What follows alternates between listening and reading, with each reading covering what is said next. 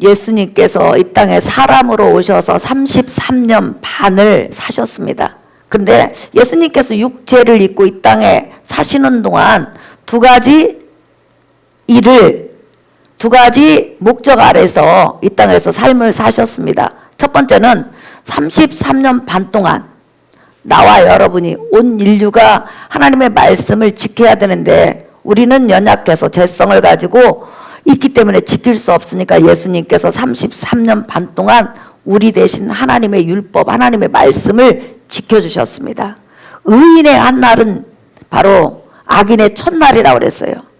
다시 말하면 예수님의 하루가 우리 인간이 전체 산다고 해도 그 하루를 닮아갈 수 없다는 거죠. 그래서 예수님은 내 대신 33년 반 동안 하나님의 율법을 대신 우리에게 지켜주셨습니다. 그 다음에 두 번째는 예수님께서 하신 일이 있는데 바로 성경 말씀을 해석해 주시고 그 다음에 천국에서 아버지 하나님이 우리에게 들려주고자 하는 하나님의 말씀을 들려주시고 그 다음에 수많은 병든 자들, 죽은 자들을 살리셨습니다. 다시 말하면 하나님은 치료하는 하나님이라는 걸 보여주신 거예요. 우리가 죄로 인해서 여러분 영이 죽었습니다. 또 우리 마음이 죄성이 있습니다.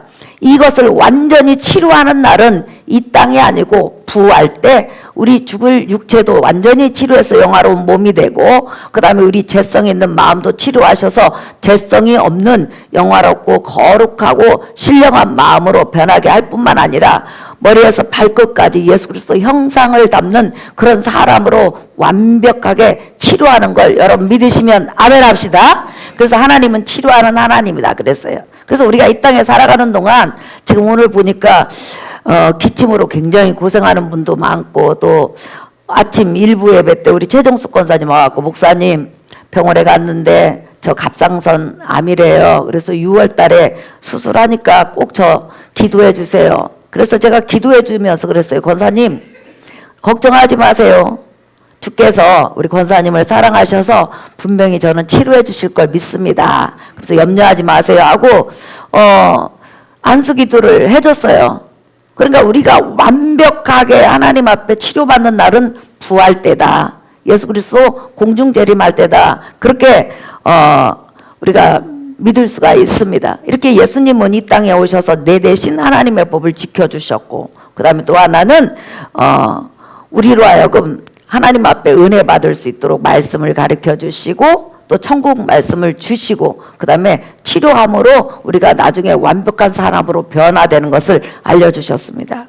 근데 누가복음 7장에 보면 예수님께서 가버나움에 있다가 이방인 백부장의 하인이 여러분 병들었잖아요. 그때 그 이방인 백부장이 예수님께서 내가 너희 집에 가서 치료해 주겠다 하니까 아닙니다. 그 당시 법을 그 이방인 백부장은 아는 거예요. 유대인들은 이방인 집에 들어갈 수도 없어요. 그리고 만약에 이방인 집에 들어갔다든지 이방인이 살고 있는 담에다 몸을 스치기만 해도 며칠간 여러분 부정해져서 일반 사람 접촉이 안 되는 거예요. 그렇기 때문에 유대법을 알고 있는 노마 백부장은 유대인인 그 주님께서 우리 집에 들어올 필요가 없습니다. 그냥 말씀만 하십시오. 저의 상관이 명령하면 그대로 이루어지고 그대로 움직이는 것처럼 내가 내 밑에 부하에게 명령하면 그대로 이루어지는 것처럼 주님께서도 그냥 말씀만 하십시오. 그러면 그대로 이루어지리라고 믿습니다. 그때 우리 주님께서는 네 믿음대로 되라. 다시 말하면 네 하인이 그대로 낫을 것이다 해서 말씀만으로 그 하인을 고치셨습니다. 안수를 했다든지 아니면 쫓아가서 그를 일으켰다든지 그렇게 하지 않고 그냥 말씀만으로 치료를 하셨습니다. 그리고 나서 예수님께서 급하게 가신 곳이 있어요. 그것이 바로 나인성입니다. 여러분 나인성이 어디냐면 지도 한번 보실래요? 예, 저 가버나움 갈릴리 가버나움에서 저 나인이라는 성이 있죠. 네, 저 나인이라는 성이 한 32km 정도 돼요. 그러니까 예수님께서 얼마나 빠른 걸음으로 나인성에 가셨는지 알 수가 있죠. 근데 왜 나인성이 중요하냐? 예수님 당시에는 이 성읍을 나인성이라고 했지만 예수님이 오시기 전 800년 전, 또 예수님이 오시기 전 700년 전, 600년 전에는 그곳을 수넴이라고 그랬어요. 여러분 수넴 기억나죠? 한번 찾아보실래요? 열왕기하 4장 한번 보세요. 여기 접어놓고 열왕기하 4장 32절 엘리사가 집에 들어가 보니 아이가 죽었는데 자기의 침상에 눕혔는지라. 시작. 들어가서는 문을 닫으니 두 사람뿐이라. 엘리사가 여호와께 기도하고 아이에 올라 엎드려 자기 입을 그의 입에, 자기 눈을 그의 눈에, 자기 손을 그의 손에 대고 그의 몸에 엎드리니 아이의 살이 차차 따뜻하더라. 엘리사가 내려서 집 안에서 한번 이리저리 다니고 다시 아이 위에 올라 엎드리니 아이가 7번 재채기하고 눈을 뜨는지라. 엘리사가 게하시를 불러 저 수넴 여인을 불러오라 하니 곧 부름에 여인이 들어가니 엘리사가 이르되 내 아들을 데리고 가라 하니라. 여인이 들어가서 엘리사의 발 앞에서 땅에 엎드려 절하고 아들을 안고 나가니라. 아멘. 예수님이 오시기 전 800년 전에 나인, 다시 말하면 수넴에서 수넴 여인이 여러분 주의 종 엘리사를 잘 대접했잖아요. 그런데 잘 대접함으로, 주의 종을 대접함으로 하나님께서 자식을 거기 나올 수 없는 늙은 그 남편에게 하나님께서 자식을 주시고 수넴 여자가 이제 자식을 품에 안게 됩니다. 근데 아이가 자라다가 죽은 거예요. 그때 수넴 여인이 갈멜산에서 엘리사를 모셔와가지고 자기 죽은 아이의 시신이 있는 엘리사 방으로 들어가게 합니다. 그때 엘리사가 그 방에 들어가서 하나님 앞에 기도한 다음에 참으로 희한한 방법으로 아이를 살려요.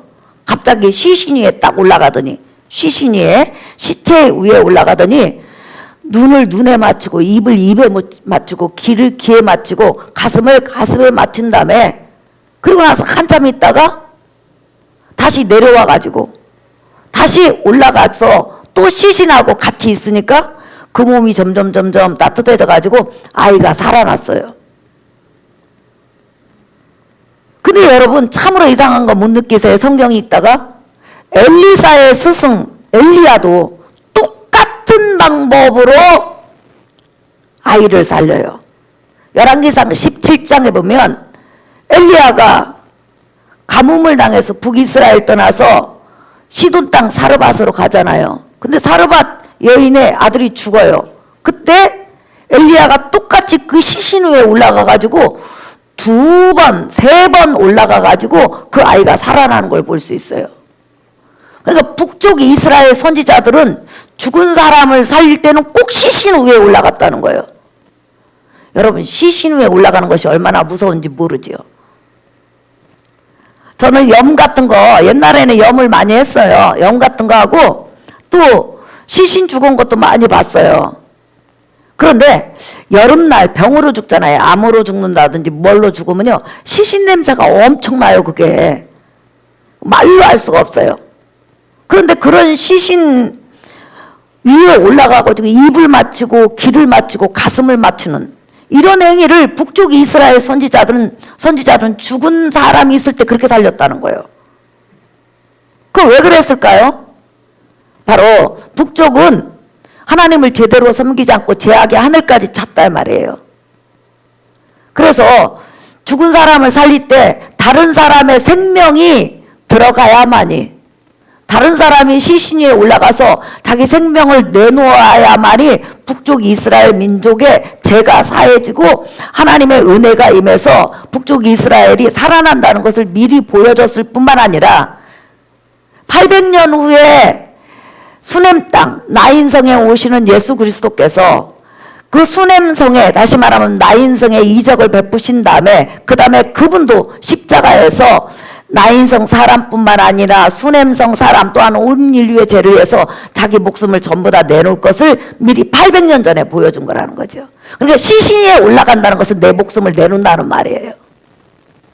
그런데 이런 사건이, 엘리사의 사건이 일어난 지 800년 후에 우리 예수님께서 나인성으로 지금 가고 있어요. 가고 있는데 많은 사람이 따라가는 거예요. 근데 나인성문에 가까이 왔을 때 갑자기 그 나인성 안에서 장례 행렬이 오는 거예요.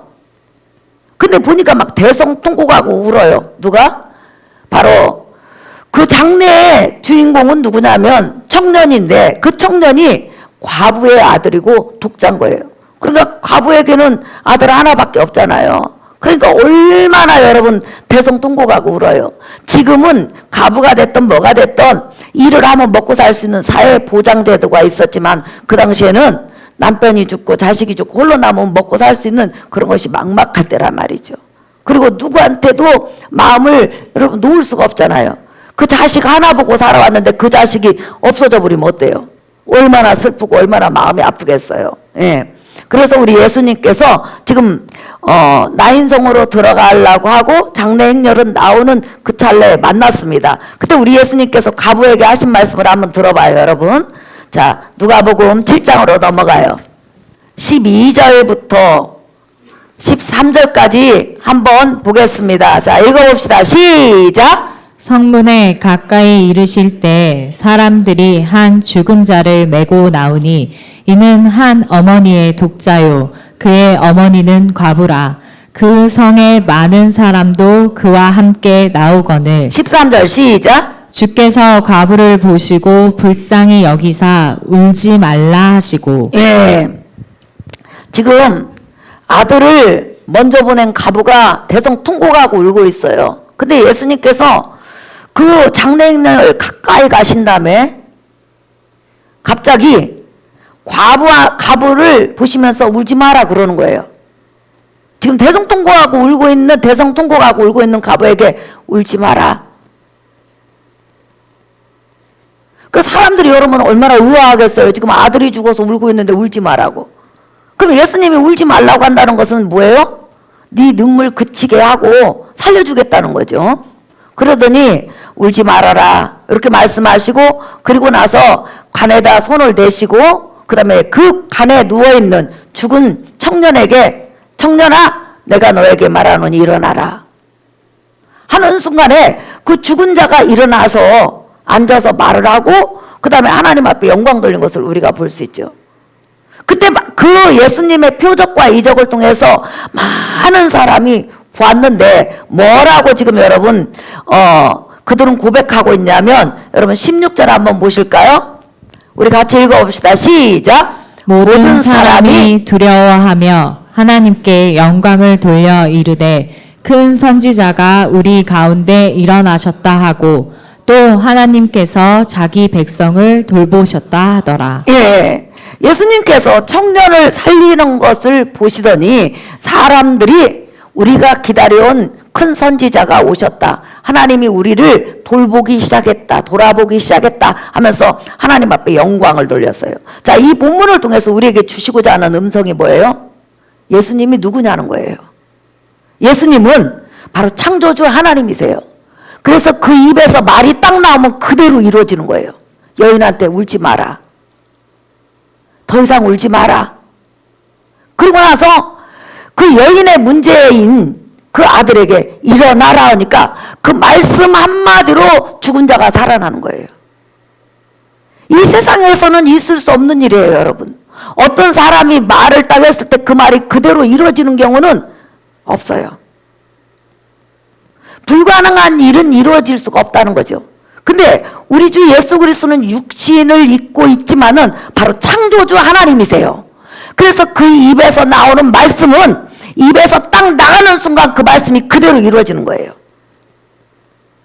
오늘도 우리가 인생을 살다 보면 울 일이 너무 많이 있어요.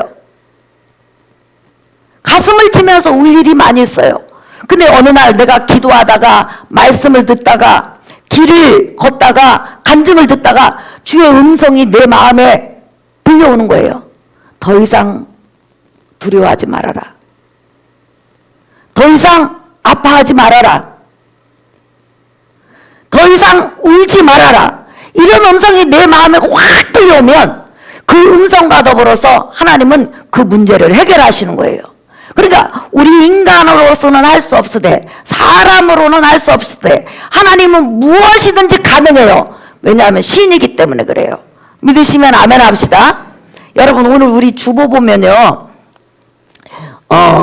우리 조민원 김영주 집사님 그 외손자가 태어났어요. 그런데 그 외손자가 태어났는데 엄마가 누구냐면 김설원이에요. 그런데 첫 번째 아이를 낳고 카나다 이민을 갔는데 두 번째 아이가 여러분 죽어서 태어났어요. 그러니 그 엄마가 울음을 그칠 수 있겠어요? 얼마나 고통스러워요, 여러분.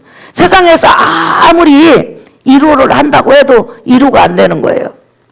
우리 김영주 집사님 간증할 때 이런 말이 제 마음에 꽉 부딪히더라고요. 그 서른 자매가 두 번째 아이를 출산했는데 죽어서 나오니까 카나다는 그 죽은 아이를 계속 안고 있으라고 한대요. 우리나라는 그렇게 안 하잖아요. 그러니까 죽은 아이를 그냥 몇 시간 안고 있다가 이제 그 아이를 이제 여러분 장례를 치렀잖아요. 그런데 교회에서 성도님들이 이렇게 이제 위로해 준다고 하나님께서 더 좋은 거 주실 거야. 우리 많은 말하잖아요. 좋은 의미로 하는 거죠. 하나님 더 좋은 거 주실 거야. 이렇게 했을 때 그 서른 자매 마음에서는 내게 가장 좋은 것은 죽은 아이다. 나에게 더 좋은 것은 없다면서 그 말이 너무 듣기 싫어서 굉장히 힘들었다고 그래요. 그러고 나서는 그 서른 자매가 늘 울었어요, 여러분. 그러니 그 친정 부모인 우리 조민홍 권사님이나 김영주 집사님이 얼마나 여러분 자식을 보면 가슴이 찢어지겠어요. 밥도 제대로 못 먹죠. 잠도 제대로 못 자죠. 그 모습을 볼 때 얼마나 힘이 들겠어요. 그래서 이제 우리가 그 서른 자매를 놓고 기도하고 저에게도 기도를 부탁했어요. 그래서 저는 이 본문 말씀을 가지고 하나님 앞에 기도했어요. 주님, 이 나인성 가부가 자식을 잃고 저렇게 울고 있을 때 주께서 울지 말라 이렇게 말씀하신 다음에 죽은 아이를 살리신 것처럼 이제 우리 서른 자매 심령에 찾아가셔서 더 이상 울지 말아라. 더 이상 아파하지 말아라.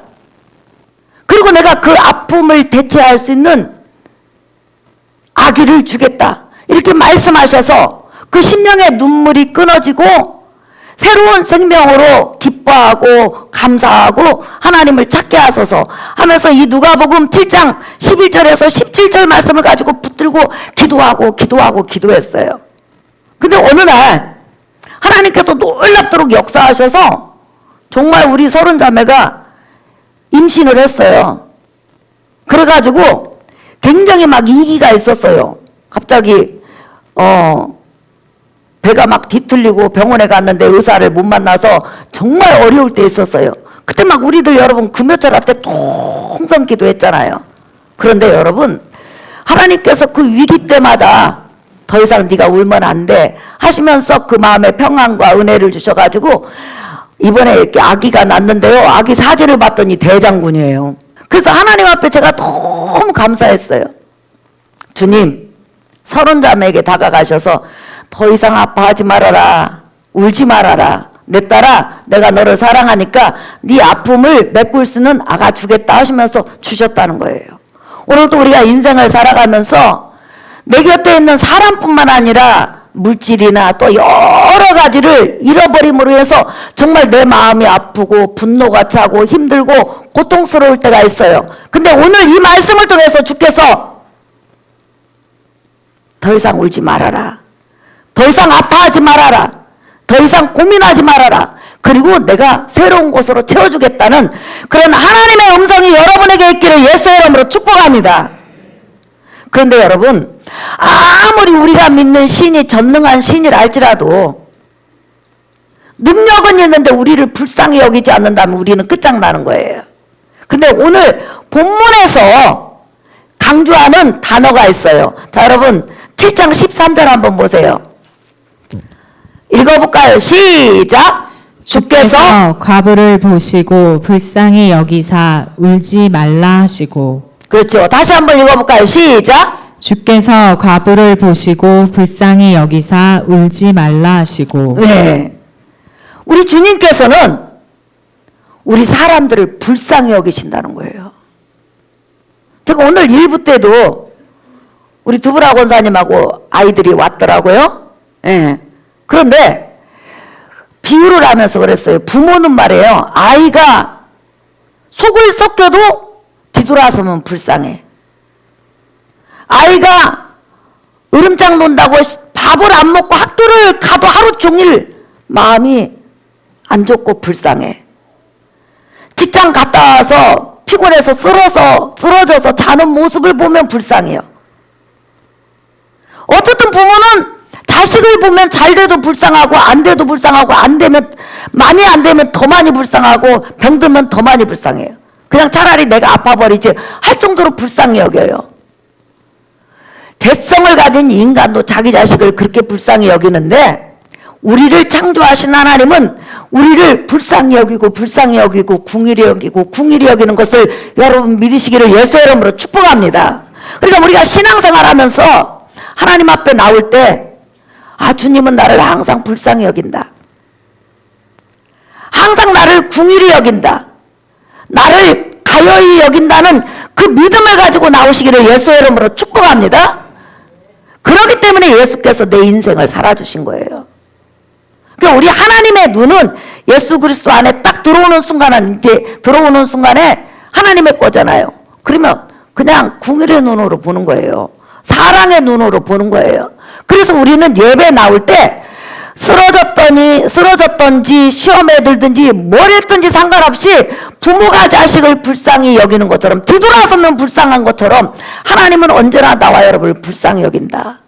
가여워한다는 걸 여러분이 믿고 하나님을 섬긴다면 여러분은 정말로 하나님 앞에 평안을 얻을 수 있어요. 신앙 안에서 평안을 얻을 수 있어요. 내가 부족해도 하나님 나 불쌍히 여기시네. 내가 잘해도 하나님 앞에 불쌍히 여김을 당하네. 내가 기도할 때 우리 주님 나를 불쌍히 여기사 내 기도에 귀를 기울이시네 하면서 여러분들이 마음에 평안이 있는 거예요. 안심이 있는 거예요. 세상 사람은 같이 사귀다가 좋을 때 좋아져요. 나쁘면 끝이요. 근데 우리 하나님은 내가 좋든지 나쁘든지 하나님 마음을 아프게 하든지 안 아프게 하든지 늘 궁율의 눈과 궁율의 마음과 궁율의 귀로 여러분을 대하신다는 거예요.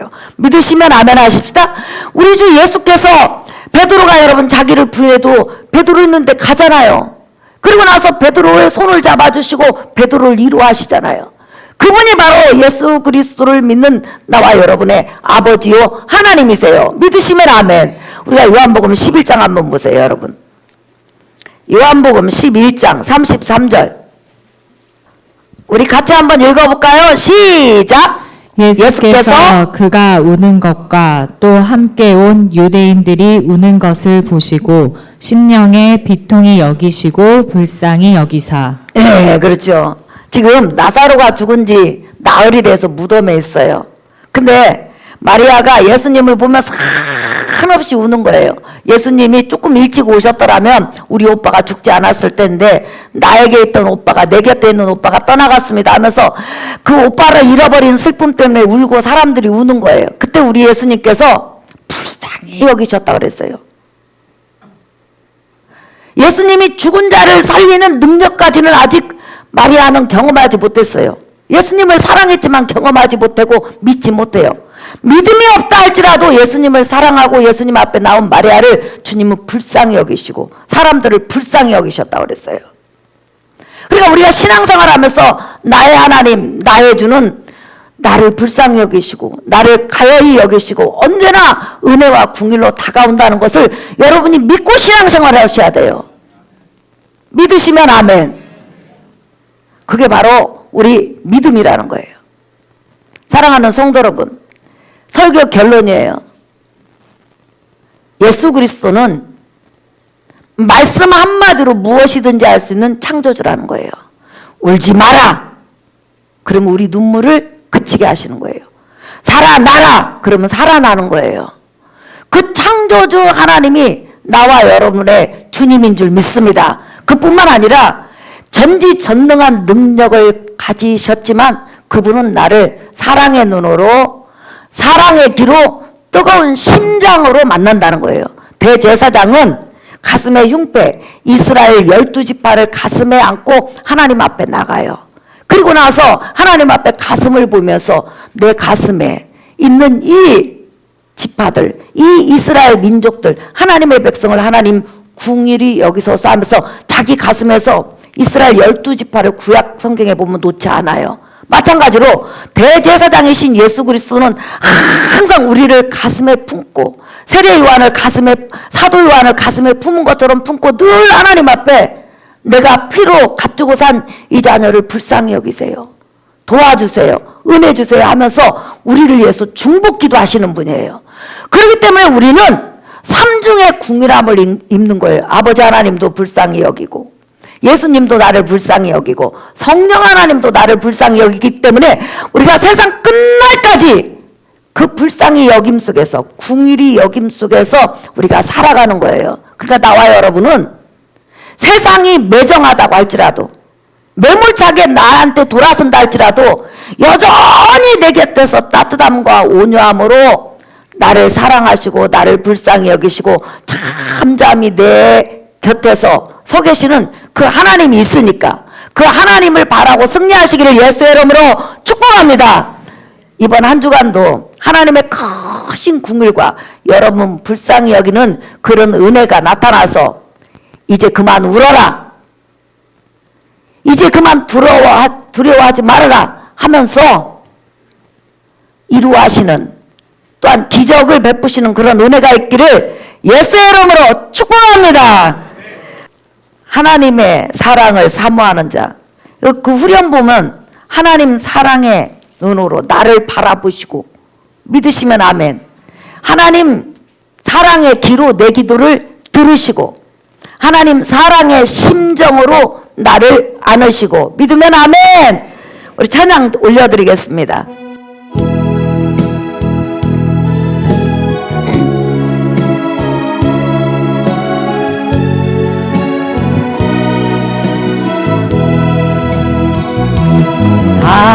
하나님의 사랑을 사모하는 자, 하나님의 평안을 바라보는 자, 너의 모든 것 창조하신 우리 주님이 너를 얼마나 사랑하시는 아멘.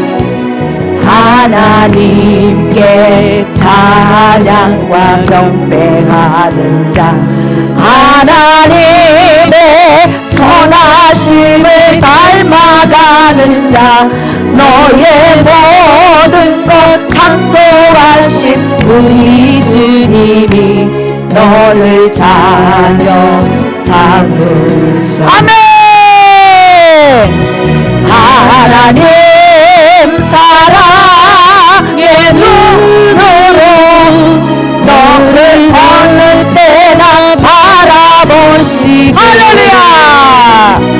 하나님 인자한 기로서 언제나 너에게 기울이시니 어두움에 밝은 빛을 비춰주시고 너의 작은 신앙에도 응답하시니 너는 어느 곳에 있든지 주를 향하고 주만 바라볼지라. 우리가 인생을 살아가면서 가슴에서 떼어놓을 수 없는 귀한 존재가 바로 자녀들입니다. 주여 우리 자녀들을 만져주시옵소서.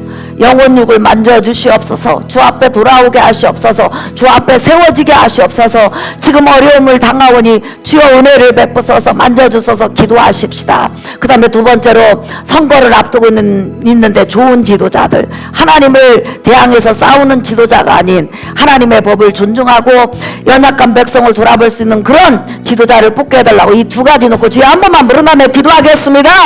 주여!